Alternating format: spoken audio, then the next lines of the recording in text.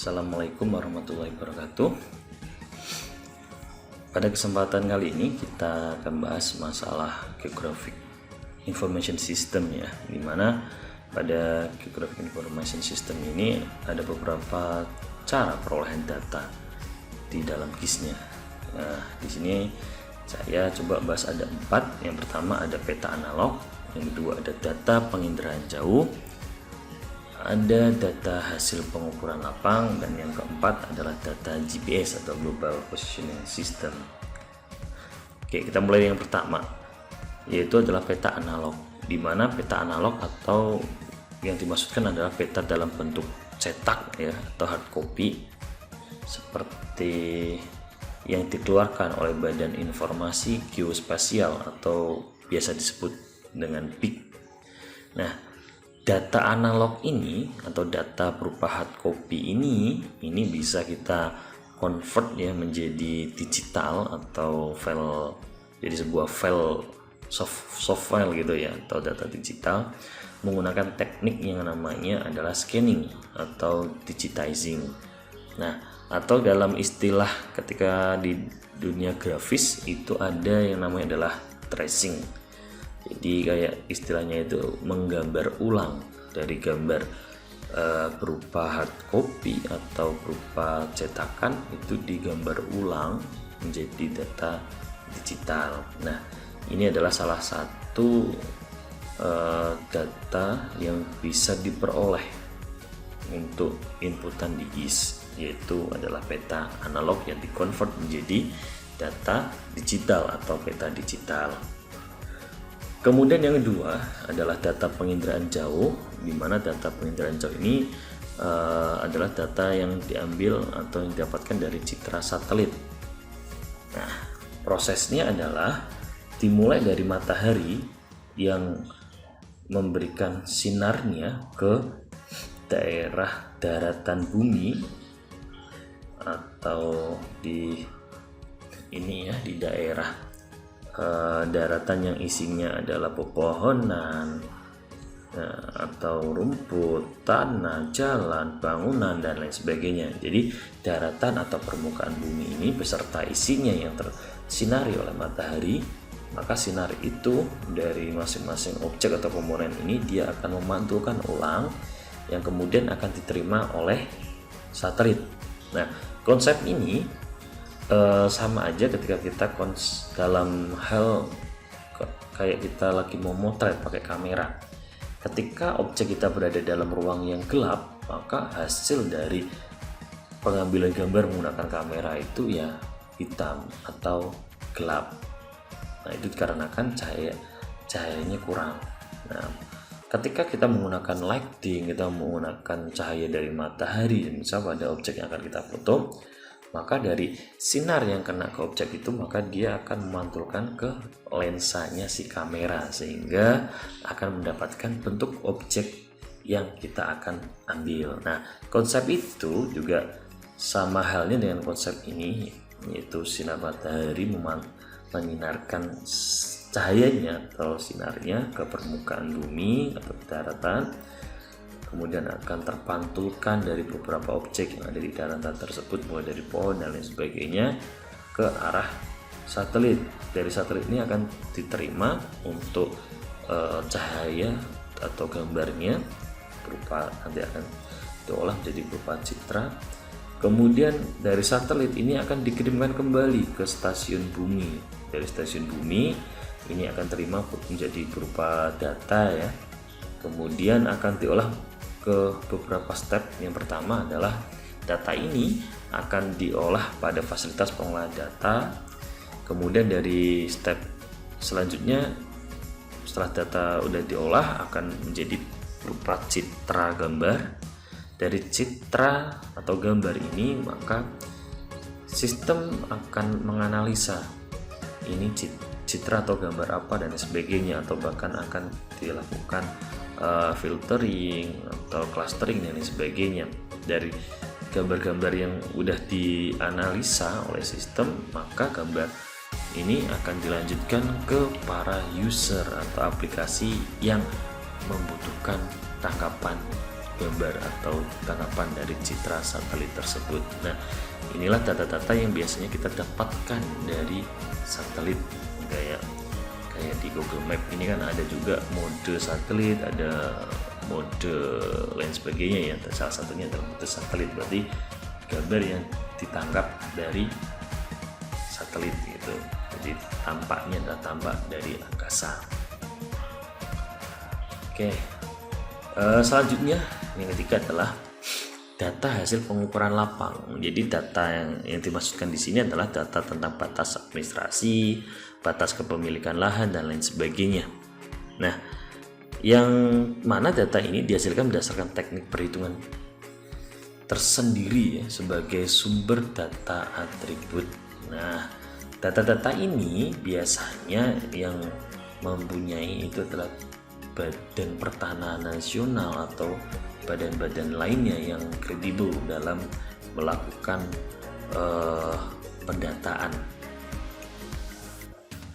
Juga yang keempat, ada data GPS atau Global Positioning System, di mana ini juga menjadikan salah satu fenomena yang dulu ketika kita mau berpergian ya, cari suatu alamat, itu biasanya kita akan bertanya pada orang-orang di jalanan satu demi satu sampai kita mendapatkan atau sampai ke tempat tujuan. Tapi zaman sekarang itu bisa dibilang ya hampir bisa dibilang bahwa sudah nggak ada yang namanya ketika kita mencari alamat kita nanya-nanya ke banyak orang di pinggir jalan untuk tahu alamat tersebut atau alamat yang kita cari. Sekarang udah menggunakan yang namanya adalah teknologi GPS. Nah, teknologi GPS ini salah satu implementasinya adalah pada handphone kita atau pada alat GPS seperti yang ada di dalam contoh ini. Nah, ini adalah alat GPS. Nah, atau yang biasa kita pakai kalau di dalam handphone adalah di salah satu aplikasinya adalah di Google Map ya. Jadi di Google Map ini juga udah terintegrasi dengan GPS yang ada di satelit ataupun di dalam handphone kita. Jadi ketika kita ingin mencari suatu alamat atau kita ingin berpergian ke suatu alamat, kita tinggal masukkan posisi atau masukkan alamat yang akan kita tuju, maka posisi kita juga akan kedeteksi, posisi tujuan kita juga akan kedeteksi, sehingga udah bisa nantinya menunjukkan rute atau pola perjalanan kita. Nah, dari data-data ini kayak yang dihasilkan dari GPS, entah itu mulai dari data kita posisinya di mana dan lain sebagainya, ini bisa dijadikan salah satu inputan sebagai data spasial, yaitu data koordinat, yaitu juga nanti bisa dijadikan salah satu inputan di GIS. Nah, keunggulan dari GIS ya dengan sistem digital atau komputerisasi ada banyak hal. Di antaranya itu yang pertama adalah karena ini sistemnya adalah digital atau komputerisasi ya, maka ini bisa memperkecil kesalahan manusia. Yang kedua, kemampuan memanggil kembali dan menyimpan data GIS secara cepat. Nah, pada poin kedua ini bisa dicontohkan, semisal kita ingin mencari suatu alamat ya, contohnya di salah satu aplikasi GIS yang sangat terkenal pada saat ini adalah Google Map ya. Itu ketika kita ingin mencari suatu alamat ya, kita masukkan suatu alamat tujuan kita, maka si aplikasi GIS atau aplikasi Google Map-nya ini dia akan memberikan feedback ke kita secara cepat. Oh, ini toh tujuannya, posisinya di sini, informasi non spasial juga ada yang keluar, kayak informasi non spasial itu keluar. Salah satu contohnya atau beberapa contohnya adalah kayak deskripsi wilayahnya, di sana ada apa aja, atau informasi wilayahnya. Nah, itu adalah data non spasial. Sedangkan kalau data spasial itu berarti data yang berupa koordinat peta kayak X ataupun koordinat XY gitu. Kemudian yang ketiga sama keempat ini kurang lebih sama, yaitu menggabungkan tumpang susun atau memperbarui data dengan memperhatikan perubahan lingkungan, data statistik dan area yang nampak. Nah, poin 3 dan 4 ini pada intinya adalah bahwa dengan KIS yang tersistem digital atau terkomputerisasi, maka ketika kita ingin melakukan sebuah updating atau ingin melakukan pembaruan pada sistem KIS-nya, maka itu pun bisa dilakukan secara cepat, secara up to date ya, atau secara berkala sesuai dengan settingan atau SOP yang nantinya diberlakukan di dalam sistem KIS tersebut. Jadi dengan hanya melakukan sistem up to date atau replace data yang terbaru, dan ini bisa kita lakukan dengan lebih mudah dibandingkan ketika kita menggunakan peta secara analog ya. Karena kalau peta secara analog itu ketika kita mau ngupdate petanya, berarti kita harus mengubah petanya atau kita gambar ulang petanya. Nah, selain itu beberapa alasan kenapa kok KIS banyak dipilih sebagai teknologi informasi spasial yang paling berkembang atau yang paling banyak digunakan. Diantaranya adalah yang pertama, data spasial dan non spasial ini dapat digabungkan atau di merger dan dimanipulasi secara terintegrasi dan simultan. Jadi kayak contohnya ya, kembali lagi di aplikasi, salah satu contoh implementasi KIS itu adalah aplikasi Google Map. Nah, ketika di Google Map ini data non spasial dan data spasial ini udah jadi satu kesatuan yang akhirnya menjadikan sebuah sebuah map itu mudah untuk digunakan, mudah untuk dicari, bisa memberikan banyak informasi dan sebagainya. Nah, tinggal kita masukkan tempat tujuan yang kita cari, mereka akan, atau si sistem itu akan mengeluarkan koordinat posisinya di mana si alamat yang kita cari, kemudian akan ditambahkan data-data hasil gabungan atau hasil integrasi dengan data non spasial, kayak nama wilayahnya apa, nama jalannya, kemudian ada informasi apa aja tentang review lokasi itu dan sebagainya. Nah, itu adalah data non spasial.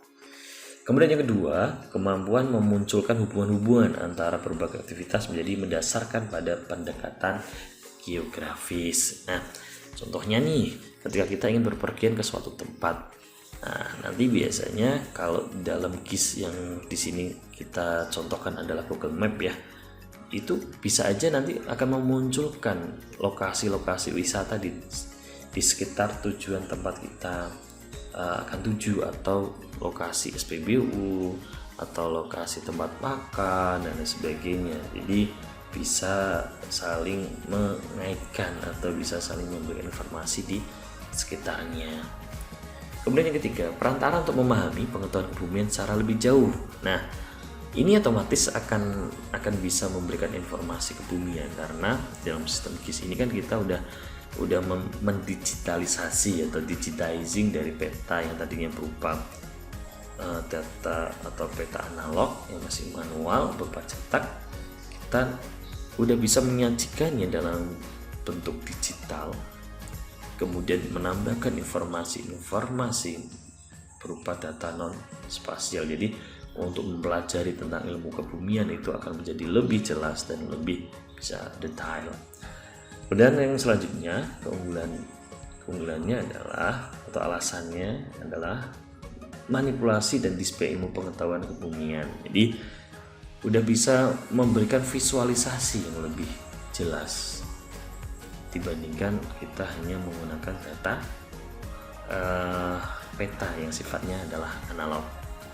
Kemudian pintu memasuki catatan administrasi pastinya ya, karena dengan KIS kita bisa masukkan data non spasial kayak data penduduk, kemudian data gender, data mungkin hasil ini pendataan, kayak contohnya sekarang lagi zaman COVID misal, bisa aja kita masukkan bahwa di daerah tersebut kasus COVID ada berapa, yang masih positif berapa, yang meninggal berapa, yang sembuh berapa dan sebagainya. Nah, jadi administrasi yang kayak gitu itu juga bisa langsung kerekod di dalam data koordinat tersebut atau dalam data GIS-nya. Kemudian yang terakhir adalah merupakan alat untuk pembuatan kebijakan secara detail. Jadi kayak tadi yang saya contohkan adalah data tentang COVID misalnya pada suatu tempat. Ketika kita udah bisa memetak di dalam peta itu, udah kita memberikan data administrasi atau informasi daerah itu, kemudian ketika kita lihat misal kita mau memetakan daerah mana aja yang ternyata sudah zona merah atau yang dianggap bahwa di daerah itu ternyata positif atau kasus COVID-19 ini ternyata meningkat, maka kita pun sebagai pihak pemerintahan misal itu bisa langsung memberikan kebijakan. Oh, ternyata di wilayah bagian sana kasus COVID sedang tinggi-tingginya, maka kita bisa melakukan semacam pembatasan atau PPKM secara mikro atau lain sebagainya. Atau malah sebaliknya, oh ternyata kasus COVID-19 atau pandemi di daerah tersebut ternyata sudah mulai kecil atau sudah mulai tertangani, sehingga kita bisa membuat sebuah kebijakan kayak bahwa sekolah bisa tatap muka, kegiatan-kegiatan sudah dilonggarkan dan sebagainya. Nah, itulah fungsi dari GIS yang akhirnya bisa memberikan kita semacam decision support system ya. Jadi akan sangat membantu bagi banyak orang. Oke, mungkin itu beberapa hal yang bisa saya berikan informasi kepada teman-teman semua. Sampai jumpa pada kesempatan yang lain. Terima kasih. Assalamualaikum warahmatullahi wabarakatuh.